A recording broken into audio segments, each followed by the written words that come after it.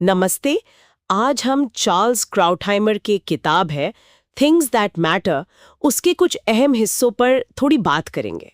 हाँ, ये किताब असल में उनके लेखों का संग्रह है जो उन्होंने कोई 3 दशकों में लिखे। बिल्कुल। और इसमें राजनीति, संस्कृति, विज्ञान, यहाँ तक कि उनकी अपनी जिंदगी के अनुभव, मतलब सब कुछ है। हाँ, काफी कुछ है। तो हमारे पास ये लेख हैं और आज की इस चर्चा का मकसद है कि इनमें से वो विचार निकालें जो शायद आज भी हमें सोचने पर मजबूर करते हैं। बिल्कुल।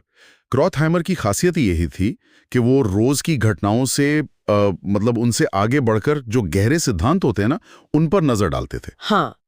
तो चलिए देखते हैं कि इन लेखों में वो कौन सी बातें हैं जो वाकई मैटर करती हैं, मतलब मायने रखती हैं। अच्छा, तो सबसे पहले उनकी बात करते हैं कि वो रोजमर्रा की राजनीति और राजनीतिक दर्शन, इन दोनों को कैसे देखते थे। हाँ। क्रॉसहैमर जो रोज की सियासी खींचतान है ना, उसे अक्सर थोड़ा मतलब कमतर आंकते थे। वो मजाक में कहते थे ग्रीसी पोल पर चढ़ना, यानी चिकने खंबे पर चढ़ना। हाँ, बिल्कुल। लेकिन इसकी उलट जो राजनीतिक दर्शन है, जैसे अमेरिका के संस्थापकों के विचार, उनको वो बहुत गहरा और जरूरी मानते थे। अच्छा। वो अक्सर जॉन एडम्स की एक बात दोहराते थे कि एडम्स को राजनीति और युद्ध का अध्ययन इसलिए करना पड़ा हाँ। ताकि उनके बच्चे गणित और दर्शन पढ़ सकें और फिर उनके पोते पोतियां पेंटिंग, संगीत, कला, इन सब का आनंद ले सकें। मतलब राजनीति एक तरह से नींव है उन बेहतर चीजों की जो जिंदगी को खूबसूरत बनाती है। शायद इसीलिए उनकी किताब में भी रोज की बहसों पर उतना जोर नहीं है, हाँ। जितना कि गहरे सिद्धांतों और संवैधानिक सवालों पर है। ये बात तो आज के दौर में भी सोचने लायक है, जहां हम अक्सर छोटी छोटी बहसों में ही उलझ जाते हैं। बिल्कुल सही कहा। अब अगर क्रॉथहैमर के अपने सफर को देखें, वो भी काफी दिलचस्प है। हाँ। ये जानकर हैरानी होती है कि 30 साल की उम्र तक उनका लेखक बनने का कोई इरादा ही नहीं था। वो तो मेडिसिन पढ़ रहे थे। अरे। हाँ, और कॉलेज में मिगिल डेली के संपादक रहे, जहां उन्होंने बहुलवाद, मतलब अलग अलग विचारों को जगह देने और वैचारिक संयम पर जोर दिया। ये शायद उनके आगे के विचारों की नींव बना। वहीं मैगिल में एक घटना ने उन पर बहुत गहरा असर डाला। उन्होंने एक रैली देखी जहां एक मार्क्सवादी प्रोफेसर और एक नवफासीवादी नेता, अच्छा। जो एक दूसरे के कट्टर दुश्मन होने चाहिए, वो साथ मिलकर मार्च कर रहे थे। इसे देखकर उन्हें राजनीतिक अतिवाद से, मतलब एक्सट्रीमिज्म से सख्त नफरत हो गई और वो थोड़े संदेहवादी बन गए। ये तो वाकई चौंकाने वाला नजारा रहा होगा।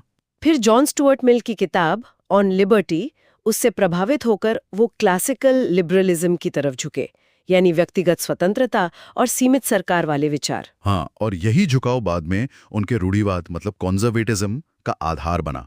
उनका डेमोक्रेटिक पार्टी से मोहभंग भी एक बड़ा कारण था। अच्छा, वो क्यों? खासकर विदेश नीति पर पार्टी का जो रुख बदला और घरेलू नीति में ग्रेट सोसाइटी के बड़े सामाजिक कल्याण कार्यक्रम थे उनके नतीजे, जैसे चार्ल्स मरे ने अपनी किताब लूजिंग ग्राउंड में दिखाया। इन सब ने उन्हें रूढ़िवाद की तरफ धकेला।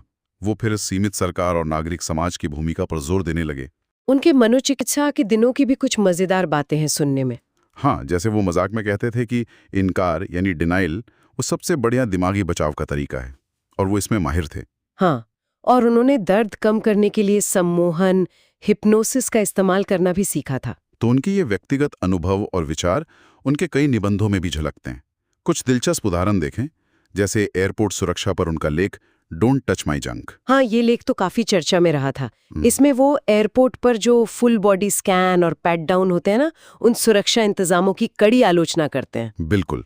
इसे वो सिर्फ राजनीतिक रूप से सही दिखने की कोशिश, मतलब पॉलिटिकल करेक्टनेस, और लोगों का बेवजह अपमान मानते थे। सही। उनके लिए जॉन टाइनर जैसे लोग, जिन्होंने इन प्रक्रियाओं का खुलकर विरोध किया, वो आधुनिक व्यक्ति की निजता और स्वतंत्रता की लड़ाई का प्रतीक बन गए थे। एक और मजेदार निबंध है central axiom of partisan politics.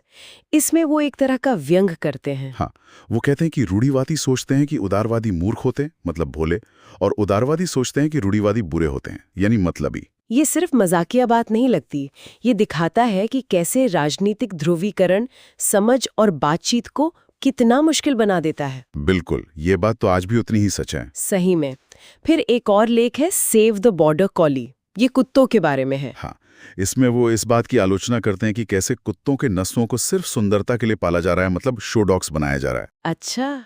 और इससे उनकी असली बुद्धिमत्ता और काम करने की क्षमता खत्म होती जा रही है। वो बॉर्डर कॉली का उदाहरण देते हैं, जिसे खास तौर पर उसकी समझदारी और काम करने की काबिलियत के लिए पाला गया था। ये सिर्फ कुत्तों की बात नहीं, बल्कि किसी भी चीज की असल खूबी खोने पर एक टिप्पणी है। और आखिर में आर वी अलोन, क्या हम ब्रह्मांड में अकेले हैं? इस निबंध में वो मशहूर फर्मी पैराडॉक्स पर सोचते हैं। हाँ, वो सवाल उठाते हैं कि अगर ब्रह्मांड इतना विशाल है और जीवन कहीं और भी मुमकिन है, तो हमें अब तक किसी दूसरी सभ्यता का कोई संकेत क्यों नहीं मिला? क्या ऐसा हो सकता है कि जो उन्नत सभ्यताएं होती हैं वो अक्सर खुद को ही नष्ट कर लेती हैं? ये वाकई बहुत गहरे सवाल हैं जिन पर वो सोचने को मजबूर करते हैं। कुल मिलाकर देखें तो क्राउथहैमर की लेखनी हमें याद दिलाती है कि जो चीजें वाकई मायने रखती हैं वे अक्सर पेचीदा होती हैं। उन पर सतही तौर पर नहीं बल्कि गहराई से सोचने की जरूरत होती है। सही कहा। वो हमें रोजमर्रा की उठा-पटक से ऊपर उठकर बड़े सिद्धांतों और सवालों पर ध्यान देने के लिए प्रेरित करते हैं। बिल्कुल। और शायद यही सबसे बड़ा सवाल है जो ये किताब हम सबके लिए छोड़ जाती है। आज की इस तेज रफ्तार, शोर भरी दुनिया में क्या हम उन स्थायी सिद्धांतों और सवालों पर सोचने के लिए वक्त निकालते हैं जिन पर क्राउथहैमर ने दशकों तक विचार किया? या हम भी रोज की क्षणिक बहसों और सुर्खियों में ही उलझे रहते हैं? ये सवाल वाकई सोचने लायक है।